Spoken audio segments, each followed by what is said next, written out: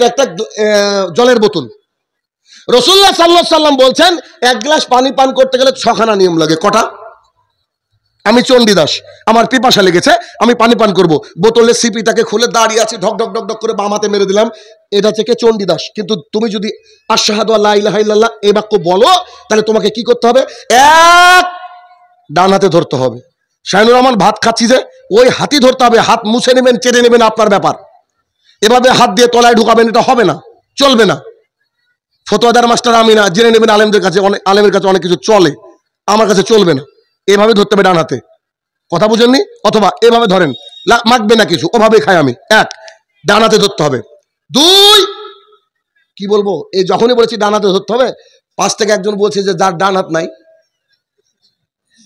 একটা জলসায়। কি বলছেন আপনি? কথা বলাও যে মুশকিল, ফেরেশতারা অত ধরে না, মানুষ এত ধরে।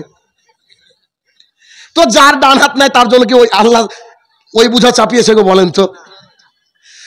এক, ডান হাতে ধরতে হবে। দুই, পানিটা দেখে নিতে হবে। তিন, বিসমিল্লাহ বলতে হবে। চার, 3 শ্বাসে পানি পান করতে হবে, শ্বাস প্রশ্বাস যেন না ফেলা হয়, ঢকাঢক না পান করা হয়। আজকের বিজ্ঞান বলছে যারা দাঁড়িয়ে ঢকাঢক পানি পান করে ওদের কিডনি ফেলের চান্স আছে।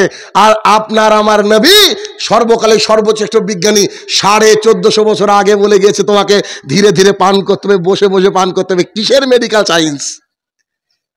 আল্লাহ রসুলের উপরে মেডিকেল ডক্টর পৃথিবীতে ছিল নাকি? সেদিন বলে গিয়েছে, যেদিন মেডিকেলের এম পর্যন্ত ছিল না, সায়েন্সের এস পর্যন্ত ছিল না। আবার এক, ডানাতে ধরতে হবে। দুই, দেখে নিতে হবে। তিন, বিসমিল্লাহ বলতে হবে। চার, বসে পড়তে হবে। পাঁচ, 3 শ্বাসে পানি পান করতে হবে, মানে রুকে রুকে পানি পান করতে হবে। ছয়, পান শেষে বলতে হবে আলহামদুলিল্লাহ। এটা একজন মুসলমানের বাচ্চা পানি পান করলো। অথচ পানি পান করা কি ইবাদত? নিশ্চয়ই না। যখন খুশি পান করতে পারেন, যখন খুশি। এখন চাইলে মাগরিব পড়লে হবে না, এটা কাজা হবে, কিন্তু এখন চাইলে পানি পান করতে পারবেন না। তো যে ধর্মে পানি পান করাও ইবাদত, সে ধর্ম কি হুজুরের কথা দিয়ে চলবে? যে কাউরি কথা দিয়ে চলবে? জি, হুজুরের কথা দিয়ে তখন চলবে যদি হুজুরের কথাটা কোরআন এবং সুন্নাতে মিলে যায়, তখন চলবে। ওরা ইহুদিও যদি বলে তাও চলবে। কেন? যদি কোরআন সুন্নাহর সাথে মিলে যায়। এবার দেখেন, যেটা বলতে চাইছি আপনাদেরকে, যে ধর্মীয় অজ্ঞতা মানে 1 নম্বর ধর্মীয় অজ্ঞতা হচ্ছে আমরা শুধু জুমার দিনে গিয়েও মুসলমান থাকতে পারি। 1 নম্বর, ধর্মকে ধর্ম হিসেবে না বুঝা। এর মধ্যে পয়েন্ট কি আসলো? অনেকে আমরা মনে করি শুধুমাত্র জুমার দিনে গিয়ে মুসলমান থাকা যায়। বলেন, এবার একটু আওয়াজ কমবে আপনাদের।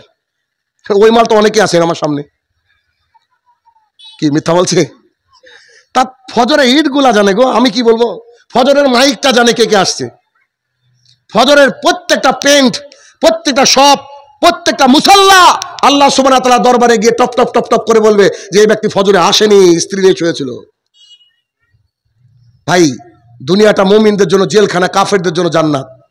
অতএব জেলখানায় কয়েদি তার নিজের ইচ্ছা মতো স্ত্রীর সাথে কথা বলতে পারে না, ইচ্ছা মতো একটা পোড়া রুটি হয়েছে ঘুরিয়ে দিতে পারে না। একবারে যে জেলর তার হিসাব অনুযায়ী চলবে। আমরা জেলখানার কয়েদি, আমাদের মালিক হচ্ছে আল্লাহ সুবহানাহু ওয়া তাআলা, আমরা হচ্ছে তার গোলাম। তিনি আমাদেরকে যা বলবেন তাই আমাদেরকে করতে হবে। এর নাম হচ্ছে মুসলমান। আমি মনে করি আমাদের আলেম সমাজ যদি একটু শক্ত হাতে এই বিষয়টাকে দেখার চেষ্টা করে যে যে ব্যক্তি সালাত আদায় করবে না 5 ওয়াক্ত, সেই ব্যক্তির বাড়িতে কোনো অনুষ্ঠান হলে আমি যাব না, সেই ব্যক্তি মারা গেলে তার জানাজা আমি করব না, সেই ব্যক্তির বাড়িতে যদি কারোর বিয়ে লাগে আমি ইমাম সাহেব পড়াবো না, সেই ব্যক্তির ছেলের যদি আকিকার জন্য ছাগল জবাই করতে হয় আমি তার ছাগল জবাই করে দিব না, কুরবানির দিনে ও যদি ডাকে ওই হারাম খোরের আমি কুরবানি জবাই করে দিব না। ইমাম সাহেবরা যদি এভাবে পণ করে বসতো, ওয়াল্লাহি আল্লাহর কসম করে বলছি একটা সমাজ পরিবর্তন হতো। সেদিনই বুঝতে পারতো যে ওই ব্যক্তি মুসলমান যে ব্যক্তি দৈনিক 5 ওয়াক্ত সালাত আদায় করে। এক ইহুদি এসে মুহাম্মদ সাল্লাল্লাহু আলাইহি ওয়াসাল্লামের গলায় একটা জরি লাগানো আপনার চাদর ছিল, টান দিয়েছে আর গলার সাইডটা ছিঁড়ে গেছে। উমর ইবনে খাত্তাব রাদিয়াল্লাহু আনহু বলছেন বলেন একবার ওর মাথাটা উড়িয়ে দিই। তখন মুহাম্মদ সাল্লাল্লাহু আলাইহি ওয়াসাল্লাম দাঁড়াও দাঁড়াও দাঁড়াও দাঁড়াও, এটা তো জানেন, আর একটা জানেন না, ওই যে ওই ইহুদি লোকটা পেশাব করছে মসজিদে, মুহাম্মদ সাল্লাল্লাহু আলাইহি ওয়াসাল্লাম করতে দাও করতে দাও, তারপরে পানি দিয়ে ধুয়ে দেওয়ার ব্যবস্থা করলেন। হাসান হোসেন রাদিয়াল্লাহু তাআলা আনহু মুহাম্মদ সাল্লাল্লাহু আলাইহি ওয়াসাল্লাম পিঠের উপরে খেলতেন, তখন তিনি সিজদা লম্বা করতেন কেন? তারা যে ডিস্টার্ব না হয়। সেই মুহাম্মদ সাল্লাল্লাহু আলাইহি ওয়াসাল্লাম বলছেন, হাদিস আবু সাঈদ খুদরি রাদিয়াল্লাহু তাআলা আনহু বলেন, রাসূল সাল্লাল্লাহু আলাইহি সাল্লাম বলেছেন, আমার ইচ্ছা হয় আজান যখন হয়ে যায়, মানে ইমামতের দায়িত্ব আমি একজনকে দিয়ে দিই, আমার সাথে কিছু ইয়াং ছেলেদেরকে বলি, এই তোমরা কাঠ খড়ি লকড়ি সংগ্রহ করো তো। কেন আল্লাহ রাসূল? আমি তার বাড়িতে